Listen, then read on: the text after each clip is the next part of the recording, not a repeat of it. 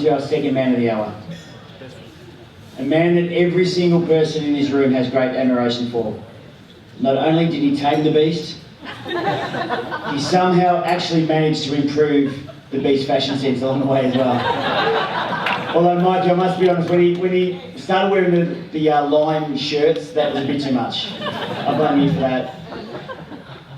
Mikey's the man behind Right For Your Fight, a truly inspirational journalist. He's also the author of a children's book called Peter the Perfect Peacock, which is quite ironic. Can I say it's quite ironic because you've just married Sean, so you'll never see a perfect peacock again in your life, mate.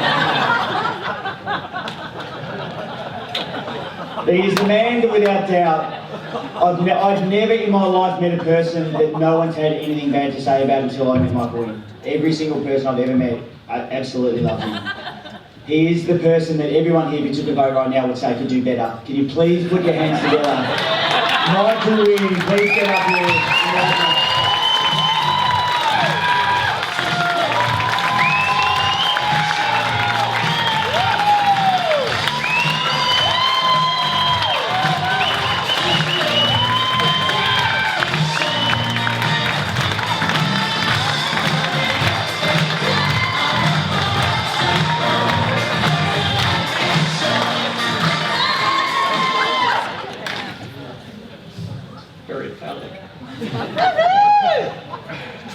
I apologise if this is a little long, but think of it this way. This will probably be the only time I can speak for an extended period of time without Sean interrupting me.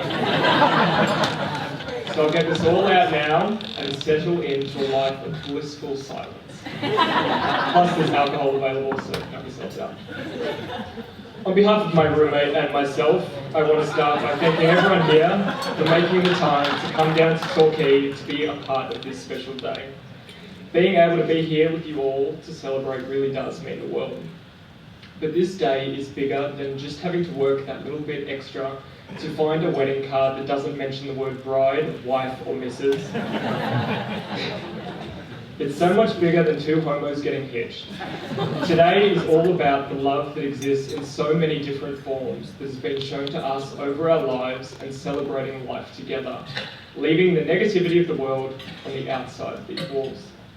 Sean and I have been so lucky to have been shown love by so many people, and today we take a moment to thank the people who have been there for us, supported us, and loved us throughout our lives. And no one knows the rainbow-coloured, glitter-coated shitstorm that has been my life for the past 26 years better than my mum and dad. So Dad, thank you for showing me the hard work that a father and husband puts in to give his family the best life. Thank you for showing me also that a father and husband can be 100% head over heels in love with his wife and his family every single day. I love that over the past 6 years we've started hugging every time we see each other, and thank you for always having a bottle or two of wine ready for consumption every time I come over for dinner. Linda, my mum and the epitome of a superwoman. The lady that worked 2 jobs to put us through high school and never missed a single one of my swimming and rowing races, parent-teacher interviews, and was able to name every single one of my friends. Whether it's your family or your friends, you're a shoulder and an ear for everyone, and you've shown me how to conquer the world with a cappuccino permanently attached to your hand. Not everyone in this world is lucky enough to have parents that are the perfect mix of fun, inspiration, and love, and I owe you guys everything for that. Well done, Linda.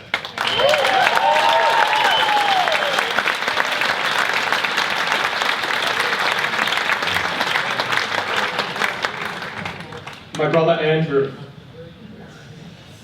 our beautiful little flower boy. Even though you responded to the news of Sean and my engagement with a text reading, "That's illegal," you've been the biggest fan of Sean and my relationship since day one, and that really has meant more than you'll ever know. Thank you for giving me my nephews, Teddy and baby Ned, who have shown me what true happiness and love is, and I promise we're working on giving them some cousins sometime soon.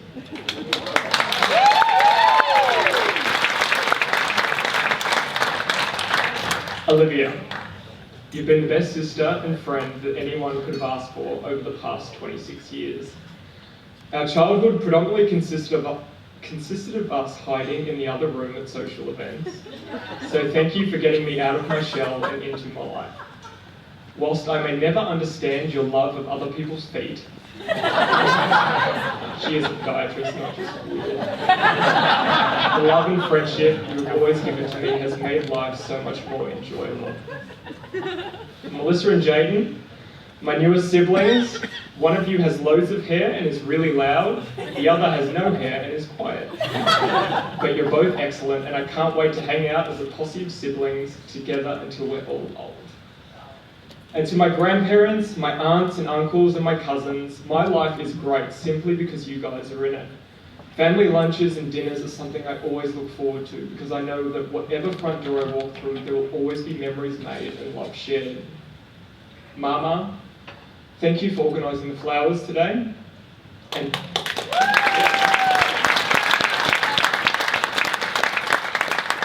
Pa, even though you've been gone for 2 years and 2 days, you're in my heart. You're in my heart and on my mind every single day. Thank you for leaving behind the rings for today. Sean and I are so proud to be wearing them today and forever. Come on, no more bullshit. It's enough. Today is bittersweet because as I start life as Michael Towner, it means I am no longer a Winn. And with that, I'm no longer a Hayden, Glooning, or a Ross Soden. I didn't always love being Michael Winn, but every single day I was proud of being Linda and Ron Winn's son, Andrew and Olivia Winn's brother, the grandson of Ken and Aileen Hayden and Arthur and Edie Winn, an uncle to Teddy and Ned, and a cousin and nephew of the Gloonings, Haydens and Ross Sodens.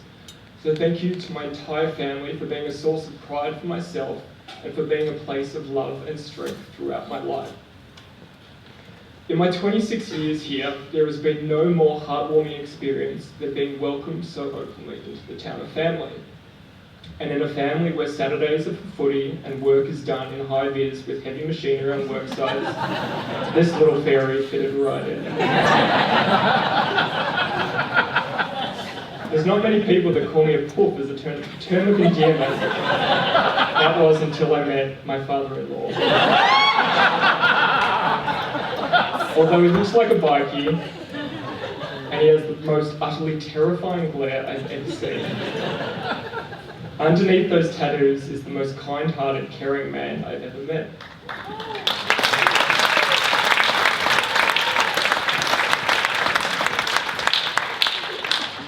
A man who loves his family more than anything and would give everything he has to protect those that mean the most to him. Andrew, it means the world to Sean and me that you are sitting here today, happy and healthy, as you bear witness to the gayest fucking moment of your life.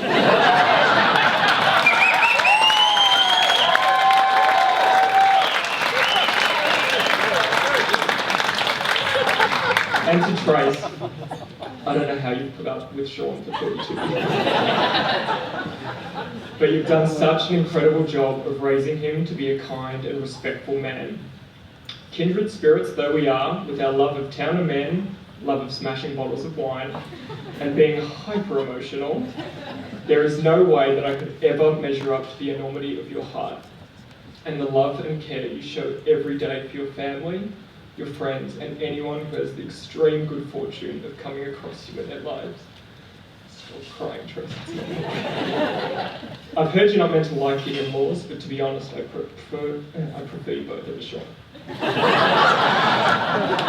And to Sean's groomsmen today. To my new brothers, Lee and Matt, although I may not be quite who you thought your little brother would be marrying when he came into your lives 32 years ago, you've always been so kind to me and welcoming. And I've always wanted some big, scary brothers who make me look badass by association.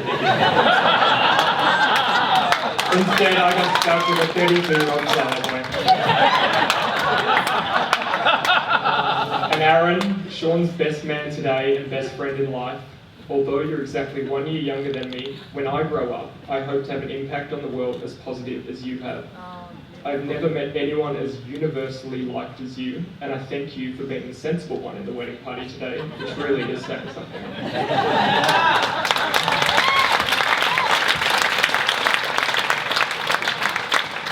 I've been so lucky to have been welcomed into this family so readily from both ends of the spectrum of the town of Mansfield family. From Nanny Val and Poppy Ron, who made me feel accepted and loved from the get-go, all the way down to the youngest, Nicholas, who provided me with my first foray into being an uncle. I remember when I first told Nicholas about the nature of Sean and my relationship and how some people might not always be supportive of us. He was about 5 and he told me with complete and terrifying honesty that he'd promised to beat anyone up at his kinder that made fun of his gay uncles. I don't exactly condone violence, but the heartfelt kindness beneath that statement certainly meant a lot. And to my girls, I wasn't going to say this tonight, but I think it's really important to be honest. After Sean and I were engaged and I chose to have groomsmaids in my wedding party, I was embarrassed in myself about having 3 women in my wedding party because I thought it made me less of a man. But when you have friendships this pure, this loving, and life-changing, fuck gender.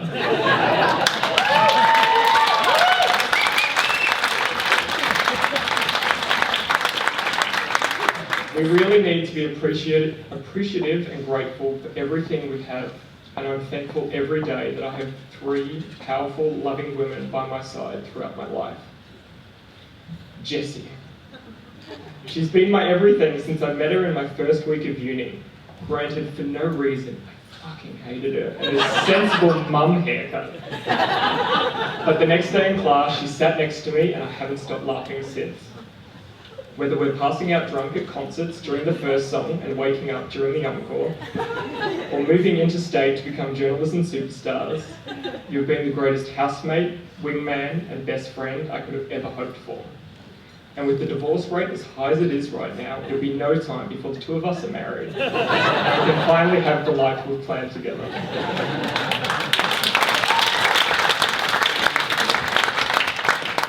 Danae, my beard all through high school, and a woman who shocks the hell out of me every day with her drive, her love, and her ability to prove people wrong. Whilst she's 5'0" and weighs about as much as a plastic bag filled with feathers, she is the toughest, most fiercely loyal person I know, with a heart of pure gold. She was the person I needed most by my side through my teen years, pretending to be my girlfriend when I needed to butch up my image just a little bit. So butch, in fact, that I designed her dress and organised her hair for my year 12. And of course, Torquay.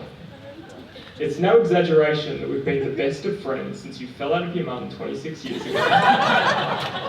And in that time, we've been through all the best and worst life has thrown at us. From dressing up in tutus and making potions together in your backyard, through the roller coaster that was high school, there's been tears, there's been tattoos together, and now we're pretending we know what we're meant to do as adults. This woman is everything to me, and whilst I don't deserve you, there's no way I'm ever letting you go. To my friends from primary school, family friends I've met through my parents or through Tracy and Andrew, to the footy club, my incredible wags, and those who I've met over these last 9 years with Sean, I am so incredibly lucky to know you all and to have you in our lives. Thank you for what you've given to me and given to Sean. It really is our honour to have you all here sitting with us tonight to help us celebrate. Sean and I haven't had an easy road getting to where we are. It certainly hasn't been a fairy tale, and I truly hope no one gay, straight or otherwise ever has to go through what we did when they find love. It took support and love from our friends, our families, the Australian public, and a Kardashian. But today, being able to legally call Sean my husband is the greatest feeling in the world.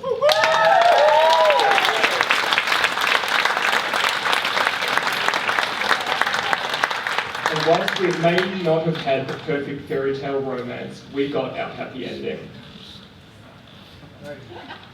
I have like 3 lines left, shut up. And I promise to fight every single day to make sure it remains as perfect as possible.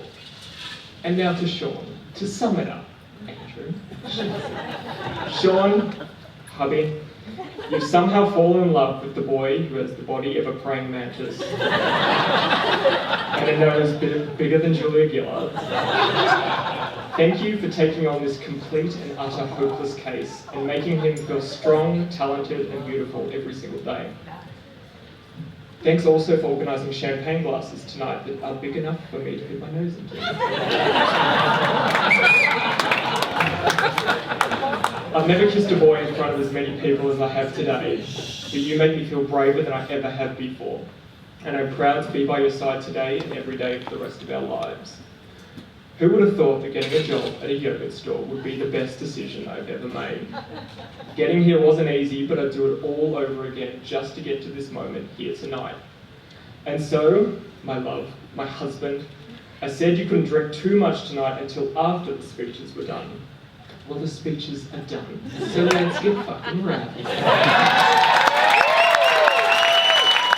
you, everyone. This is the sound. I owe you everything. Thank you.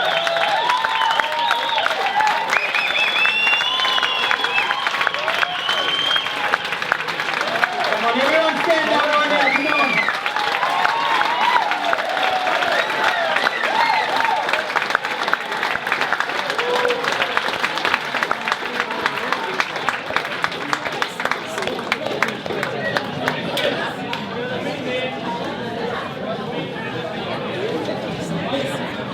Has everybody got a drink in their hands?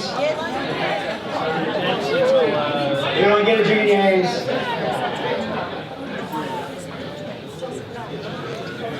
One of the proudest moments in my life just to say this. Everybody hold your drink up to Mr. and Mr. Towner. Put your hands together to Michael and Sean. I thought there was no way you could top that ceremony, but Mikey, that was one of the most beautiful things I've ever witnessed in my life, mate.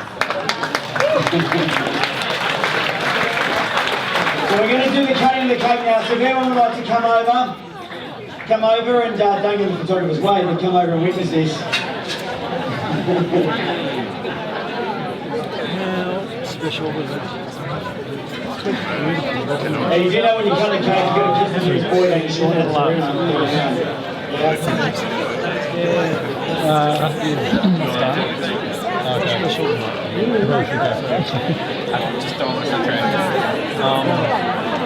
Should I cut this? So